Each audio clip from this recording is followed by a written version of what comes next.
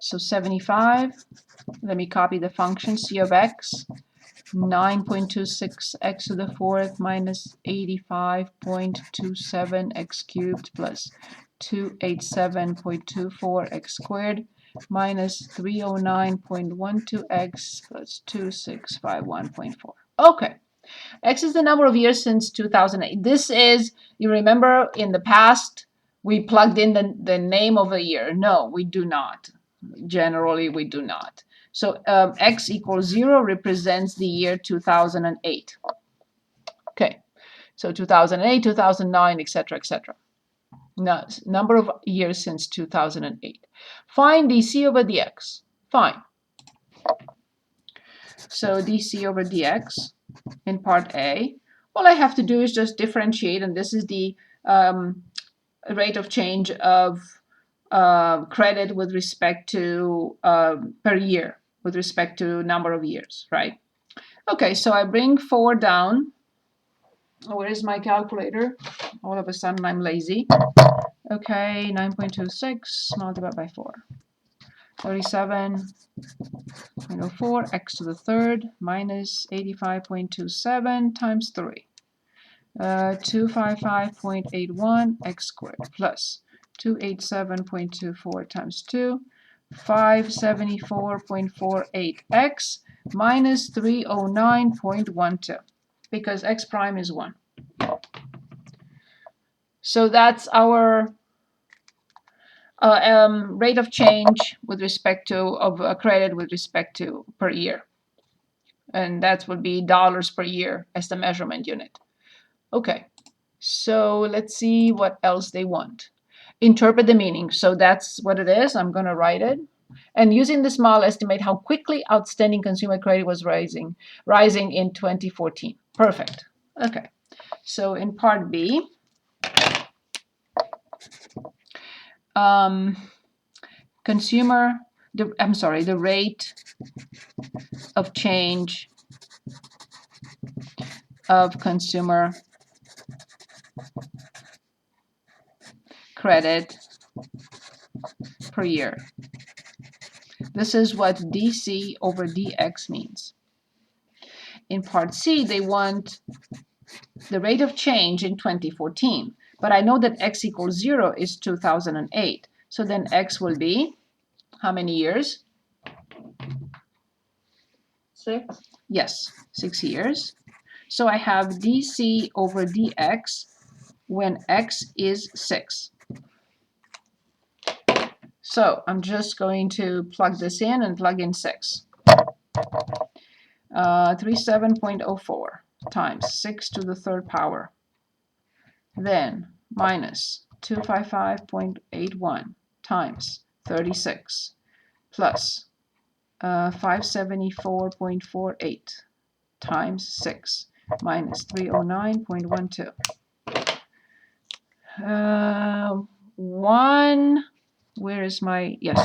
1,722,66.84. And this is the rate of change, dollars per year.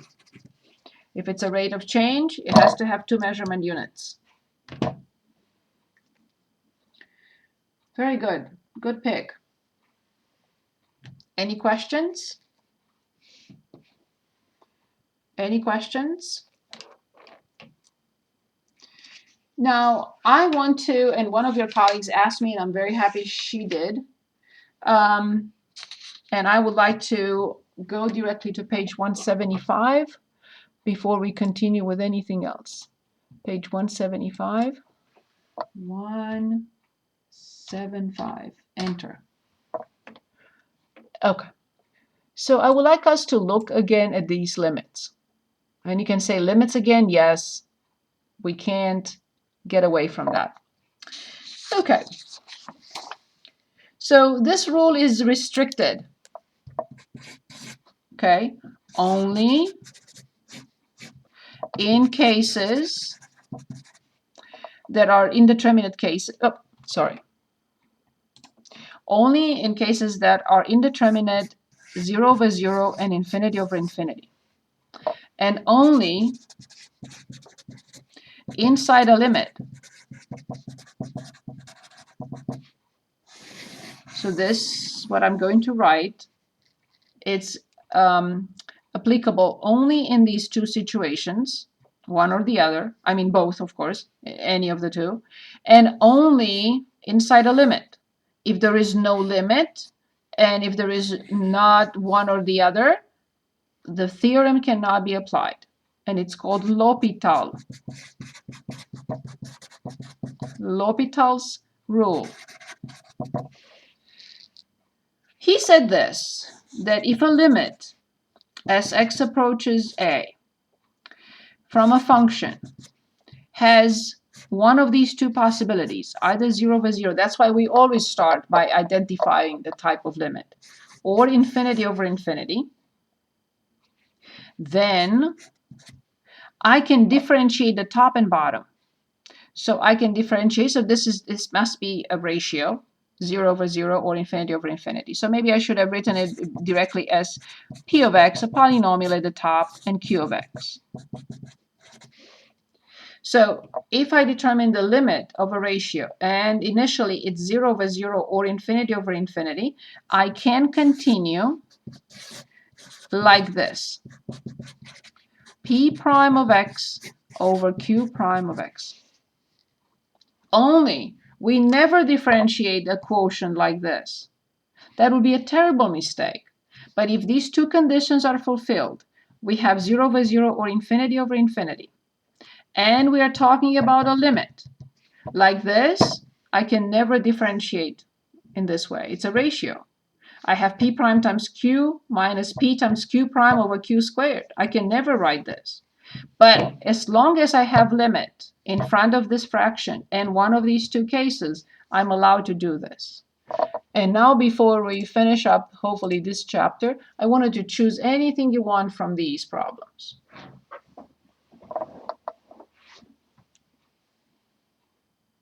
Anything you like. 83. 83? Very good. So let's start with 83. Let me copy it and I'll stop sharing. So limit as x approaches infinity from 4x squared plus x minus 3 divided by 2x squared plus 1. Perfect. Good pick. Thank you. Okay, so here's our limit. First, I have to plug it in and see what this is. And where does this go? Can anyone tell us where does the numerator go when x approaches infinity?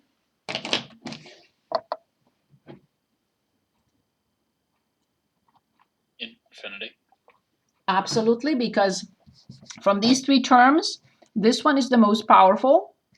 These are too small to mention when we talk about infinity. So 4 times infinity is going to be infinity. Question 2. What about here? By the same token, is the same thing. This is the most powerful. I plug in, it's infinity. Oh, awesome. I have the limit and I have this. I'm allowed to apply L'Hopital's rule. So then limit as x approaches infinity. Can anyone give us the derivative of the top? See, that's why this is right now in the chapter, because we couldn't do this before. Okay. 8x plus 1. Awesome, brilliant. Thank you very much. What about the denominator? 4x. Excellent. I plug in again. Where does the numerator go when x approaches infinity? To infinity. Very good. Where does the denominator go when x approaches infinity? Infinity. Perfect. So I can apply it again on this function now. So limit as x approaches infinity. What is the derivative of the top? 8. Very good. What is the derivative of the bottom? 4. Good. What is the limit? 2. 2. Y equals 2 is a horizontal asymptote. By the way. What do you do? It wasn't 0 over 0. I cannot apply. I have to remove, I have to factor out the degree, simplify, etc., etc. Oh, okay. Yeah. Thank you. Thank you. So L'Hopital's rule requires the limit and requires one of these two. Okay, finally, I just want to say a couple of things about the last section. So we know that f prime, so this is section 1.8. Higher order derivatives. So we have the first derivative, we have the second derivative, which is the derivative of the first, we have the third, and so on and so forth. Yes, the notation here can be dy over dx. The notation here will be d2y over dx2. This will be d3y over dx3. Same thing. First derivative of y with respect to x, second derivative of y with respect to x. In other words, I differentiate twice. Third derivative of y with respect to x. And I want us to look on page 172. No, what's 170? That was 175? Oh, yeah, because I'm going backwards. Yes, that's why. Yes, yes, yes, yes. So I don't need to type in anything. I can just go back. Yes, that's why. Okay. Did I go too far? No, not yet. Okay, here it is. d2y over dx2, or the second derivative, same thing, or the second derivative, same thing. The fourth derivative, the fifth derivative, the sixth derivative, the fifth, the fourth, anything you want. The process is identical. We just differentiate in sequence more than once.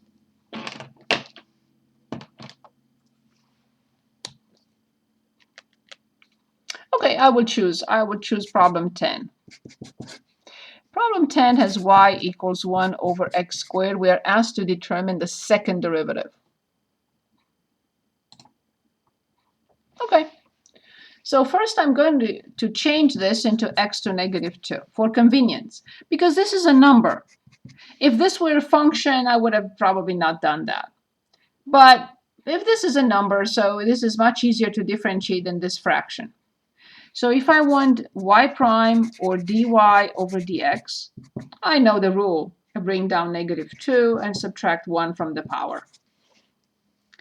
But now I want the second derivative, which is the derivative of this. No problem. Or d2y over dx2. Bring down negative 3, so this will be 6, and subtract 1 from the power. And that's it. That's all I need to do. That's the second derivative. Can we do the one that was had 6? The reason, the answer is always yes. Which one? You mean this one? Yes. Very good. That's even easier. Thank you for picking that for the last 2 minutes, so I don't hold you over. Thank you. So this is y equals x to the 7th minus 8x squared plus 2x. Perfect. And we want the sixth derivative, if they exist. So y prime will be 7 minus, I'm sorry, x to the 6th or 4, of course, minus 16x plus 2. The second derivative will be 42 x to the 5th minus 16. The third derivative will be 210 x to the 4th. The fourth derivative will be 840 x to the 3rd. The fifth derivative will be 2170x squared. And the sixth will be, what is this, 3440x. Thank you. My pleasure. Was a very good